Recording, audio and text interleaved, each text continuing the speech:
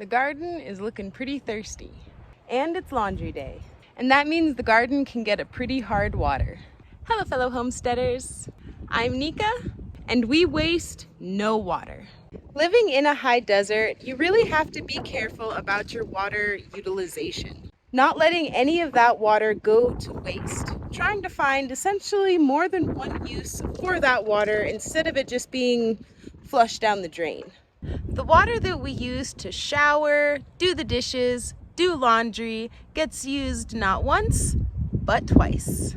Once for laundry, dishes, or showers, and the second time to water the garden. And any soap that we use is all natural, biodegradable, good for the environment type of soap. So there's no harsh chemicals or anything like that we are putting into the garden. Now you may think, ew, isn't laundry and the water and the stuff that comes off the clothes and fabric gross and bad for the garden? It's actually the opposite. Essentially, you're creating food in the water for all the microbes to eat and break down. And what those microbes break down is what the plants uptake. As well, think about certain things this way. All the dirt and grime and bacteria that's on our clothes, that's on our body, is going to be the same type of dirt and grime and bacteria that is outside. And since we are off-grid outside playing in the dirt, the bacteria and such on us is the same stuff that's already up in the garden. We're just washing it off us and the clothes and just putting it back where we picked it up from. As well as the soap is a wetting agent, which means it helps the soil absorb water and stop it from being hydrophobic when it does dry out. So the plants actually really love that dirty, slightly soapy water. The same can be said for all the dishwater. You're putting little bits of food and soap into the water that'll help the biology in the soil cultivate, grow, break down the organic matter, and feed your plants. So each time I do dishes, I take that dishwater and water the garden. With some of today's laundry water, I'm actually going to make a biologically active water mixture. Here I have the contents of a goat stomach. I had harvested a goat not too long ago. I took the contents out. They've been kind of just chilling and drying in the bucket, but their stomachs are full of good bacteria and all the good stuff from the partially broken down plant matter. And I'm gonna essentially make a tea with the laundry water. And that little bit of soap will hopefully help knock off any of the biology and good stuff on the material and suspend it in the water. Basically a compost tea, but it's stomach contents tea.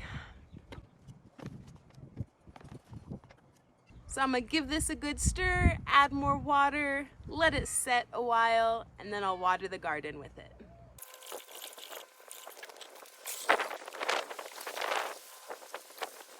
So now that it is soaked for a while and I have a good tea looking concoction, I'm going to split it up into some other buckets so I can use some of the rinse water from the laundry to dilute it just a bit more.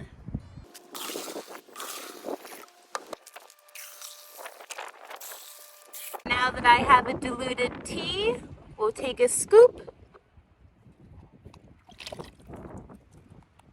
and water. So with this tea mixture, I'm not watering the garden as much as it needs with the mixture. I made this mixture to inoculate the garden with lots of good biology, bacteria, and the nutrients that are found in the stomach of the goat and from the broken down plant material. I will be watering the garden with more of the laundry water in order to dilute and spread out all that good tea, and to give the garden the good deep watering that it needs. Another benefit of this tea is the fact that it has all the plant matter in it. As I water, some of the floating plant material gets poured onto the garden bed, creating a mulch layer. As well as when I'm done with the tea and re-soaking the material until the water runs clear, the leftover plant material also makes for really nice mulching. So now throughout the day, as I do laundry, I'll deep water the garden, making sure to spread out that good tea that I made.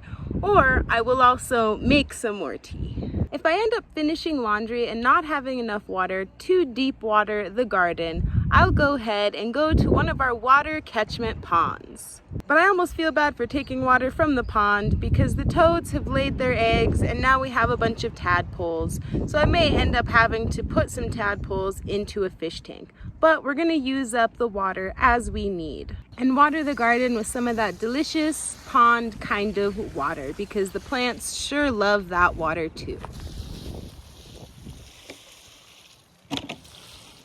Water is such a valuable resource that a lot of people take for granted. But once you're living off-grid, trying to catch enough rainwater to supply the whole homestead with water or hauling water, you really start to understand the necessity to really take care of your water usage. You have to think about water differently. You have to not be too greedy or just unknowing about how much water you're using.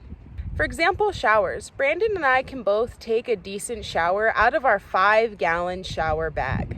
So we're both using maybe 2.5 gallons of water versus the 10, 20 that most people may use when they're showering in a regular kind of shower scenario. So in a way, you have to learn how to take a good shower with less water, as well as you can't just kind of hang out in the shower.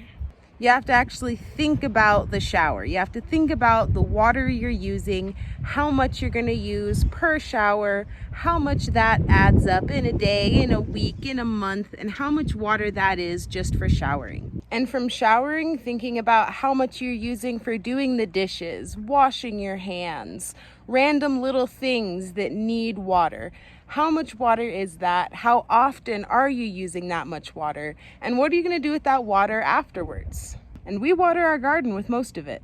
And of course with things like flushing toilets, but we don't have a flushing toilet. We compost. So we don't have to think about water usage that way, which is nice. We do all we can to utilize every drop of water that we either bring to the property or that we catch on the property. And in reality, it's no easy task. We're always kind of watching, calculating, and thinking about our water usage. On top of those few ways that you use water, there's also how much you need to cook your food, how much you need to drink, how much your animals are drinking, how much the ducks are wasting. There's a lot of water that is used, utilized, needs to be thought about and calculated so you know how much water you need to bring or haul or pump out of the well, catch with a rain catchment. It's a tricky calculation, especially somewhere so hot and so dry.